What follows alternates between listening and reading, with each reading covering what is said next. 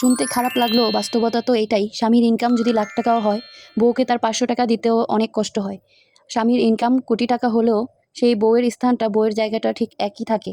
কেননা কিছু, কিছু স্বামী আছে বউকে ৫০০ টাকা দিতে গেলেও অনেক হিসাব নেয়। কিভাবে খরচ করলা, কোথায় খরচ করলা, এবং কি এই ৫০০ টাকা দিতেও তার অনেক সমস্যা হয়। এবং বলবে কথায়, কথায় যে, "তুমি তো ঘরে বসে, বসে খাও, তুমি কি বুঝবা কষ্ট করে ইনকাম করতে কেমন লাগে?"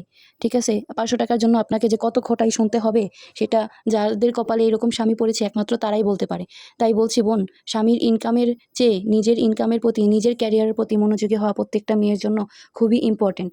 সবাই হয়তোবা সঠিক ওয়েটা জানে না, কিন্তু চেষ্টা করলে কোনো কিছুই অসাধ্য থাকে না। তাই চেষ্টা করতে হবে নিজের ক্যারিয়ার, নিজের ইনকাম কিভাবে, নিজের খরচ নিজে কিভাবে চালানো যায়। কারণ স্বামী কোটি টাকা ইনকাম করলেও বউয়ের অধিকারটা কিন্তু ওই ৫০০ টাকায়, ১,০০০ টাকায় আটকে যায়। তার খুবই কষ্ট হয় এই টাকাটাই দিতে। আর যদি কোনো স্বামী খুশি মনে দেয়, তাহলে হয়তোবা ১০ এর মধ্যে ২ জন। তুমি যদি আজকে নিজে ইনকাম করতে, তোমাকে কি কাউকে জবাবদিহিতা করতে হতো না। তাই নিজের ইনকামের টাকা যেভাবে তুমি খরচ করবে প্রয়োজনে, নিশ্চয়ই ও স্বামীর টাকাটা সেইভাবে তুমি খরচ করতে পারবে না। অনেক প্রয়োজনীয় কাজ হলেও সে তোমাকে দিতে চাইবে না, এবং তার কাছে সেটা তুচ্ছ মনে হবে। মনে হবে এটার দরকারই নেই, তার প্রয়োজনগুলাই ইম্পর্টেন্ট বেশি।